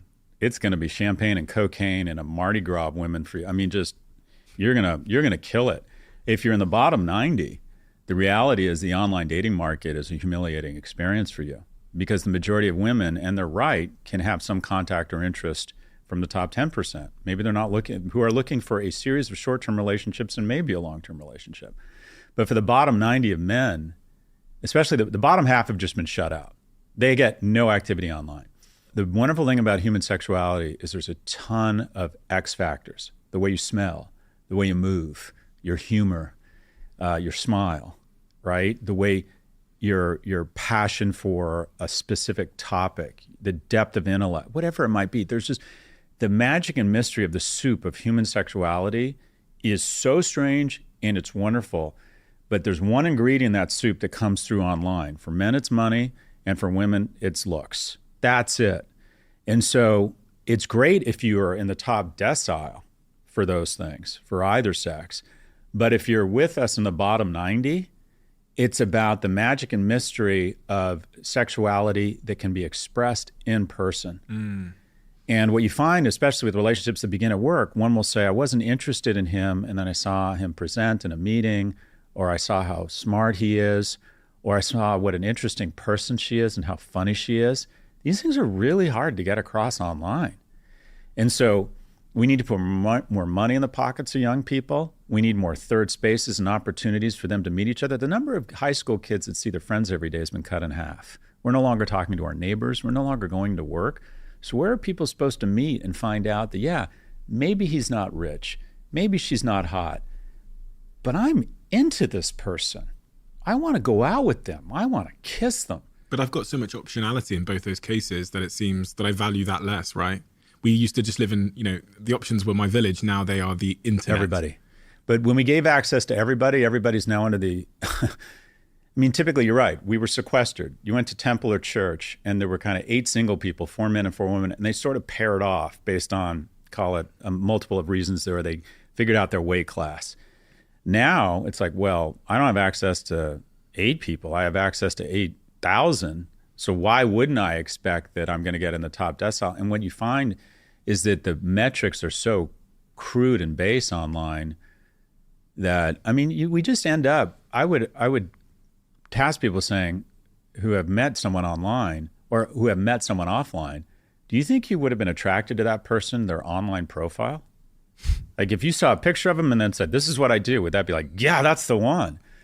And that's the beautiful thing about, and it's important, we need more opportunities for people to bump into each other and not decide, to give them the opportunity to kind of fall in lust and in love over time. for different reasons that can only be communicated in person. Because us in the lower 90, that's our only hope. And if you just graduated from Dartmouth and you got a job at Google and your Rolex accidentally slips into your profile picture on Tinder, you're all set. 99% of us are not in the top 1%. We're not working for Google, can't afford a Rolex. So you got to bring something else. And it's important to develop those skills. A good rap.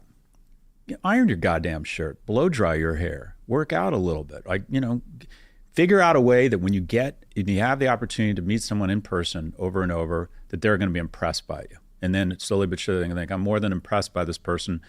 I'd like to have a relationship with them.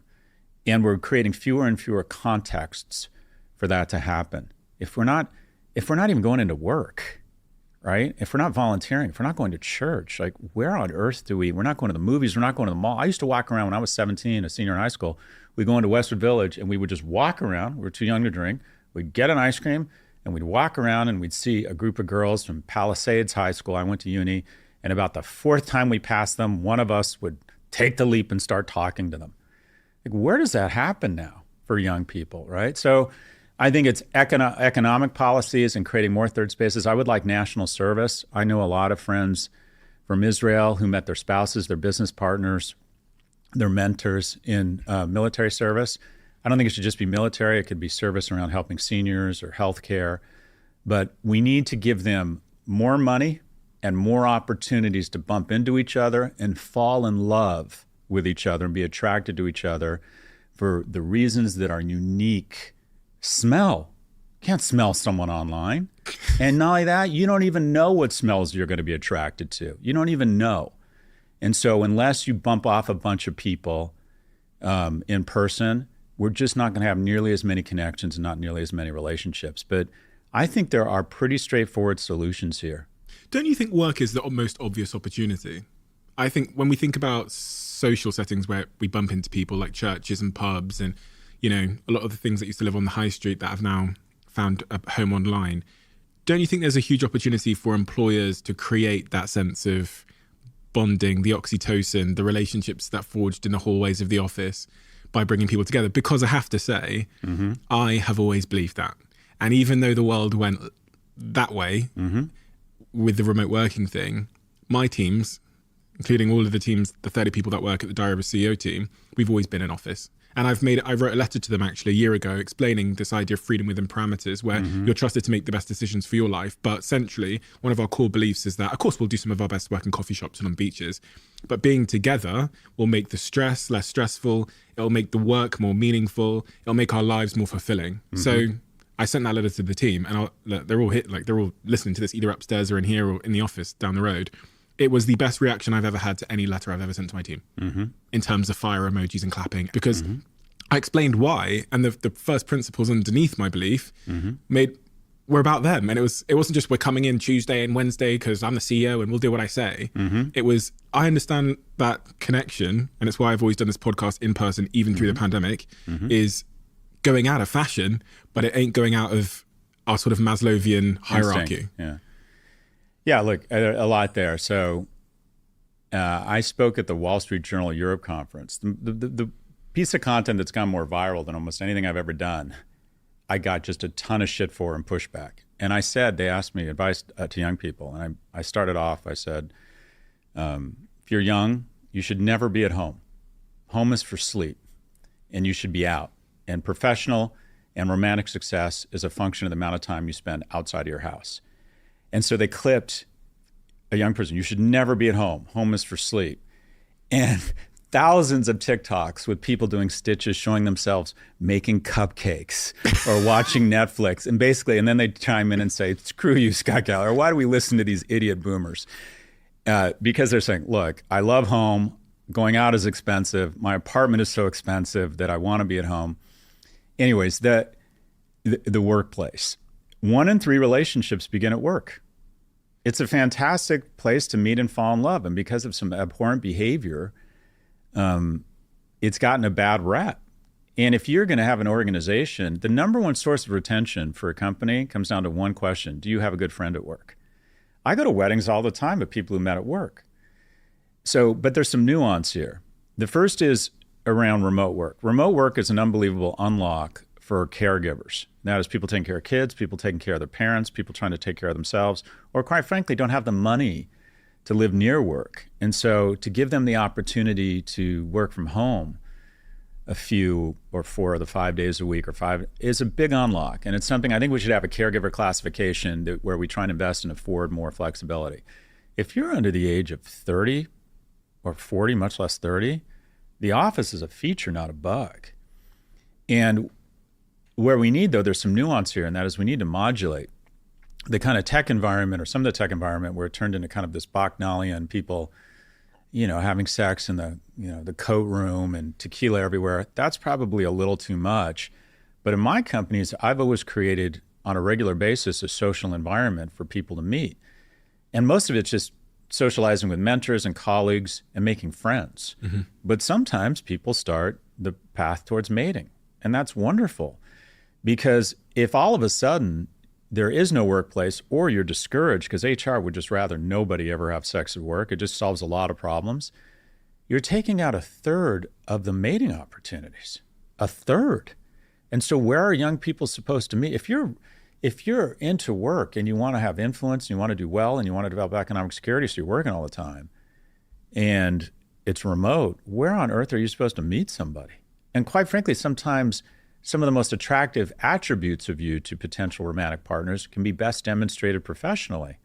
Now, there's some nuance, and I'm on a bunch of public company boards, and we deal with this all the time. I think above a certain level of seniority, your fly's up and locked. It's just not permitted. But in terms of young people at a similar seniority, or they're all junior, my attitude is have at it.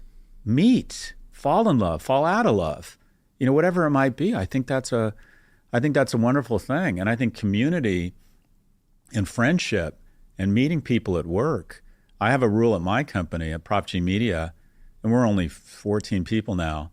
If any 4 of them are ever together, they get my credit card. And I mean, they don't physically have it, but if the 4 of you are at a play, a football match, or you decide to go to Tulum, which they have done on a Thursday night or whatever, it's on me.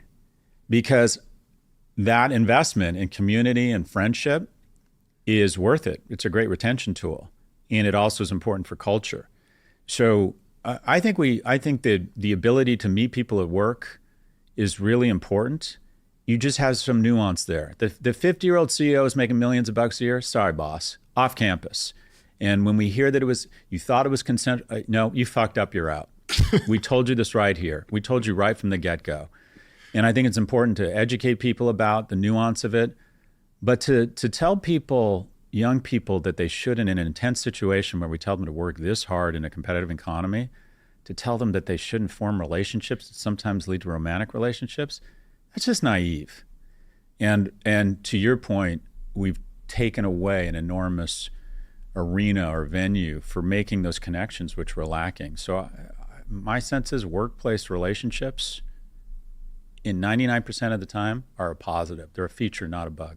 I appreciate the nuance as well that you apply to that situation. Because I don't have children yet, I have a clear bias that I realize is there. And I did play forward the scenario where I had 4 or 5 children now, how I'd have to adjust, or how I'd want the companies that I run to adjust to me.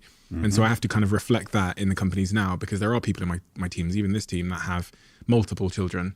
And I think that's where the importance of that freedom part in the freedom of within parameters thing, where okay, we have a set of guidelines of how we work together that bring us together and for that synchronous collaboration and bonding. But also we appreciate that if we want to retain our best people, we need to keep them over all of the seasons of life. We need to be a great place to work through pregnancy, fatherhood, you name it. Yeah, I could tell when you were saying that. It's great to be a young company where no one's had kids yet, and the majority of people haven't had kids. That's not sustainable. And show me a CEO who is mandated back to office. I'm going to show you a guy who has someone else taking care of his kids, has the money to live near work, right? Whereas a lot of people don't. So the back to office mandates have usually been dictated by someone who's in a real position of privilege. And I'd like to see a new classification of worker called a care worker, where if you're taking care of people, you just are afforded more flexibility. Also, we need to have an adult conversation. If you are working remotely the majority of the time, you're going to make less money. Getting into work is hard. It's expensive, requires sacrifice, and you get rewarded for it. If your job can be, if you can move to Boulder, Colorado, if your job can be moved to Boulder, it can be moved to Bangalore. Be clear. The CEO of a big conglomerate running the European unit can be more talented than the person running the Americas. But if headquarters is in the Americas, the CEO of the Americas is much more likely to get the top job, the CEO of the whole company. In every promotion, there's 2 or 3 people or more who are qualified for that promotion. The person who gets it is a function of the decider. And the decider is going to pick the person they have the strongest relationship with. And relationships are a function of proximity. So before you collect dogs and kids, get into the office. We have a closing tradition on this podcast where the last guest leaves a question for the next guest, not knowing who they're going to be leaving it for. And your question was actually left by Daniel Ek. Oh, Daniel. I've never told anybody that before, but special occasion.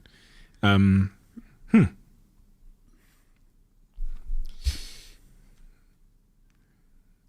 question he's left for you is, with AI coming in, perhaps replacing many jobs, what parts of humanity will become more important and what will matter less? So first off, I'm an AI optimist.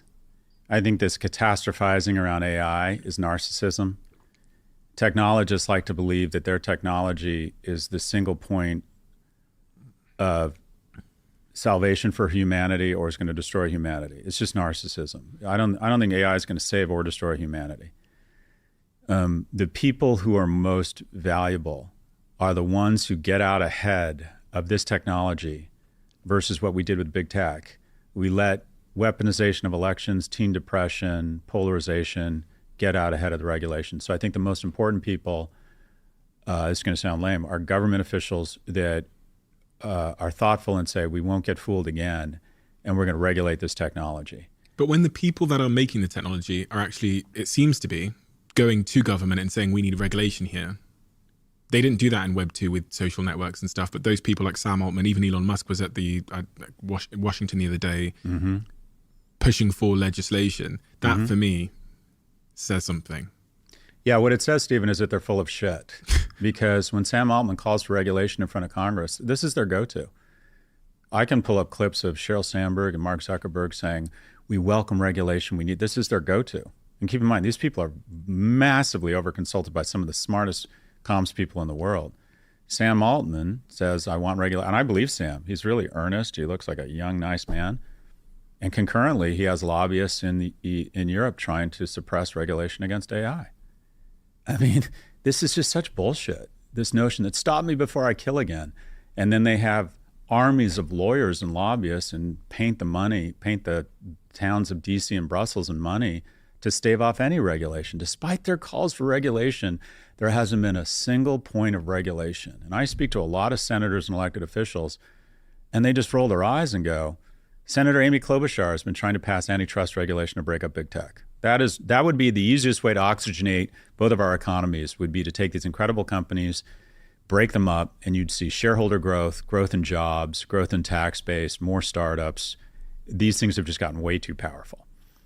But when she has antitrust legislation, well, Sundar Pichai will say thoughtfully, we should look at regulation and, that we definitely are open to regulation. We're talking to our partners. That's their go-to. Meanwhile, there are more full-time lobbyists working and living in Washington, D.C. than there are sitting U.S. senators.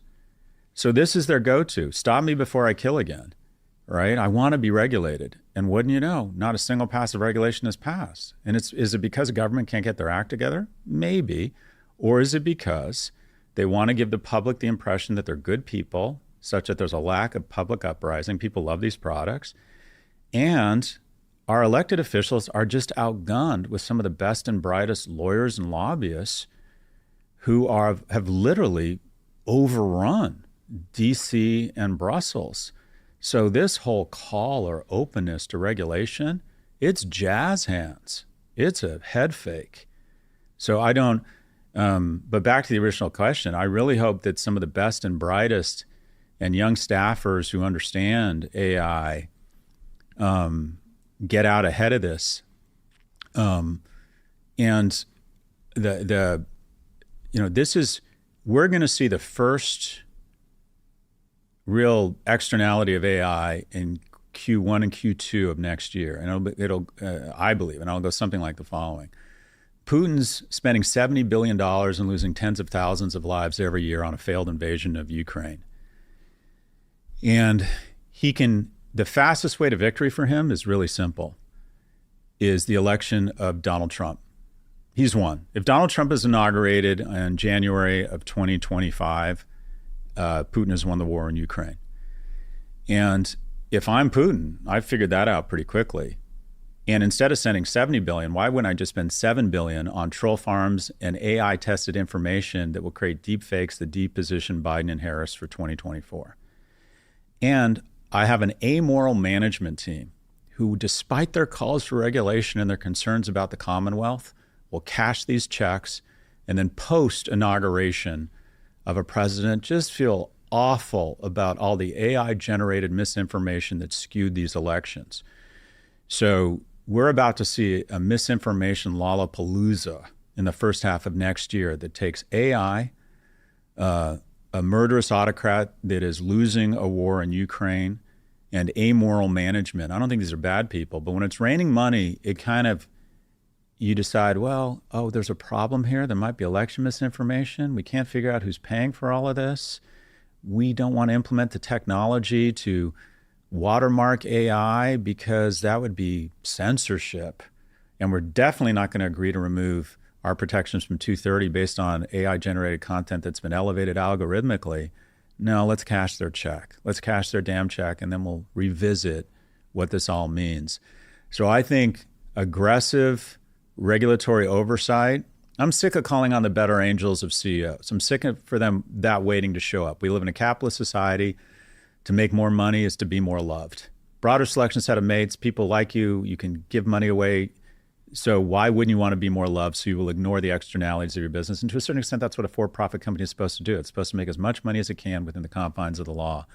So the most important people around AI are elected leaders who need to get out ahead of this issue, as opposed to, realizing that 1 in 8 teenage girls in the UK directly cite Instagram as a form of their self-esteem problems that often leads to suicidal ideation and self-harm. We need to get out in front of this one. So the boring important people here are the regulators. The 62% of people that say they feel lost and directionless, though, I reflect on what Sam Altman's doing with this universal basic income program. Mm-hmm. And a few of these very smart AI people speak to universal basic income being the outcome, i.e. we will hand money to people in society because there'll be such little work for people to do. Mm-hmm. This is what I hear, that we'll need to support them in some way. So we'll give them money. Mm-hmm. And my worry has always been that, as you said, the pursuit, the journey, the victory, the rejection, all of those things being central to our sense of like purpose and forward motion and progress. Does that disappear in a world where we're just giving people universal basic income? The idiocracy vision, I don't buy into it, that we're all just going to be on a couch watching Netflix because there's not a need for labor anymore. First off, people don't need work. What they need is purpose. Mm-hmm. So a lot of times when people are economically secure and they need purpose, they go to work for nonprofits or they do something that's not economically driving them. So you can find purpose without work. But having said that, there's a cadence to all technological innovation, and it goes something like this. There's catastrophizing, that it's going to do away with all middle-class jobs, automation in the auto industry. And in the short term, there is some job destruction. But we couldn't have envisioned heated seats or car stereos, and employment goes up because there's new ways to leverage technology. And I think the same is going to happen with AI. There's going to be some industries and there's going to be some job destruction. But the opportunities for new businesses in AI and its intersection with healthcare, education, it's going to create a lot of jobs. Now, there'll be some losers and some reshuffling, but I just don't buy. I think AI is actually going to, over the long term, I think it's going to increase employment. It's just going to make them more productive and higher paid. And the people who don't adopt, AI is not going to take your job. Someone who understands AI is going to take your job. But every technology in history has ultimately usually been some job destruction on the short end. 1 in 3 people in America used to make their living in farming. And so we were worried about all these technologies to increase output. Guess what? Now it's only 1 in 25, but employment has gone up. But we make our money now from what we'd describe as, if you think about both of our careers, like some form of intelligence, whether that's, so that's what I think. None of those revolutions have taken on human intelligence. I think they've taken on our muscles. I think about the farming example you gave there. But this feels like the first revolution that's like taken the last thing I have, which is my intelligence. If someone said to me once, with some AI expert on this podcast, just imagine there's someone through that wall there, Steve. Not only was their intelligence 10,000% or 10,000 times broader than yours, but they could think 1,000,000 times faster than you can think.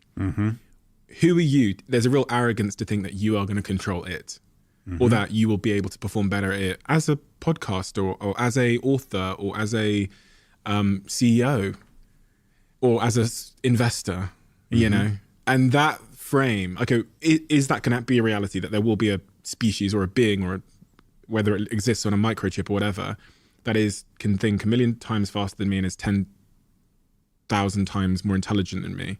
Yes. I go, yes. In a world of robotics, will that species be able to move around as well? Yes. Okay. Will it need to move around? Not really, because everything's connected to the internet anyway.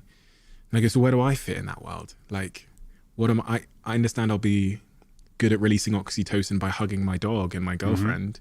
But beyond that, I go, where do I, even with driving, I think driving is the biggest employer in the world. And it's playing out the scenario where you remove all the drivers from Uber and lorry drivers, and then they pull up at a gas station and their food is served by speaking to a large language model, and then it spits out the back end. I go, where does, that's been it's kind of like a black hole in my head. I don't really know what comes after that. Yeah, but we've seen it before. And so in the US, the largest employer, or the most popular, or the biggest number of jobs among the non-college educated, is truck driver. Autonomous driving just makes sense for long-haul trucking. I think that's where it's going to start. And what we've been really bad at in the past is figuring out how to take some of the incremental income created by that increased productivity and reinvest it back in people in terms of retraining, or, as you said, just giving them money. But you can't stop it. I mean, you can hold it at the gates for a little while, but eventually the dam bursts, and trying to keep technology in a bottle just doesn't work. But at the same time, I think that autonomous driving over the long term is going to create a lot of jobs, and because it's going to free up time. The people who understand how to program and repair autonomous vehicles, or figure out the software, or the lobbyists trying to convince San Francisco there's just going to be a lot of jobs. What it comes right down to is it'll be more competitive. But the people who have those skills are going to make more money. And then the people who make that money are going to want to have nicer things and houses from people who need to show up. You can make a lot of money as a welder right now. And this goes to one of my solutions. Only 3% of people in the US on LinkedIn, the title is apprentice. In the UK and Germany, it's 11%. In Germany, 50% of the population has some vocational certification. In the US, it's 5%. We need much more, not only vocational training, but we need to stop shaming it. If you build a house, you're going to see that anyone who has these types of skills actually makes a really good living. And I don't know if AI is coming for those jobs. So in the information sector, the communities that have had champagne and cocaine, and it's been disco for 30 years, programmers, services people, or lawyers, those people are going to probably get hit disproportionately hard. But the incremental productivity gains, productivity isn't everything, but in the long run, it's almost everything. That's a Paul Krugman post. This is supposedly going to increase productivity in the US over the next 10 years, 1.2%. That's probably going to translate to trillions of dollars in incremental value. So I'm looking forward to the conversation in 20 years. Yeah. I think AI is going to create more jobs and more opportunities than it's going to destroy. I'm an AI optimist. You definitely inspired my thinking to be a little bit more optimistic there, because you're right. Thinking forward, if we were in, the Industrial Revolution, I never would have been able to, I could think about the things we'd lose, but I couldn't think about the things that we'd stand to gain through innovation and disruption and the internet that was to come and all these other things. It's really hard for us to think about what will exist in the future and the opportunities, but it's really easy for us to think about the things we'll lose within the coming revolution. Because I can just point at them because they're all around me, but I can't point at things that I've never seen before, if you see what I'm saying. So thank you. Scott, thank you again for returning. The conversation we had last time was so enjoyable for me, but I used my friends, my 5 friends in my little WhatsApp group as a barometer for the great conversations. I look at the metrics, of course, the watch time, the retention, all those things. But so many of my really close friends said that he is just brilliant.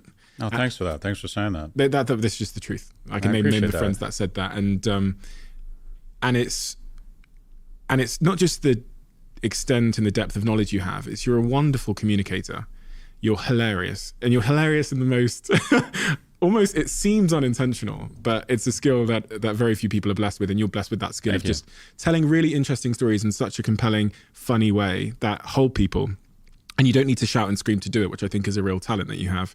So thank you for coming back here. Thank you for moving to the UK. It means that we can have these conversations more often. And I'm so excited for your book in March about wealth. I feel like a lot of people need that. And even I'm especially excited for your book about masculinity. I'm so passionate about that subject matter that I almost thought I need to write a book about that. So knowing you're writing it means that I definitely won't, because you'll do a wonderful That's motivation. job. I got to get it out before you get it out. Well, I know a lot of people. I know a lot, even like Chris Williamson. I know a lot of these people have told me they're going to write a book about it, which speaks to the need. And my best friend in my chat actually said to me, because I was saying, "What? I've got this 2-book deal with Penguin. I need a second book." He was like, I would love someone to write about what it is to be a man these days. Oh, there's going to be a ton of them. Yeah. There's going to be a ton of them. But just let me, thank you for the kind words, but just let me say, when I'm on the road for more than 2 or 3 weeks, first thing I do is I come home and I go see my kids. I usually get home late at night, and I can sometimes, and it's sad, I'll notice they've grown.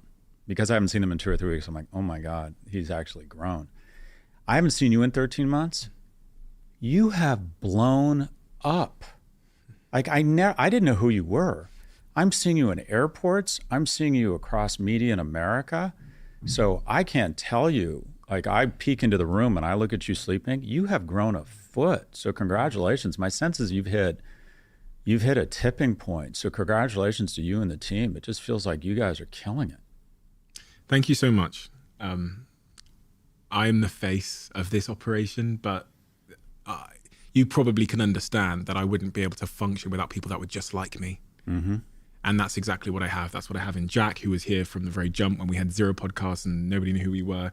That's what I have in the team, Jemima, and all of the broader team. So thank you so much. We're doing our very best to make things better. And you were actually a huge lift in our success, because that first conversation we had did so well with a huge new audience in the United States. And the momentum has for us continued from there. So thank you, Scott. Thank you for your time. Very precious. Appreciate it. Thank you, Stephen.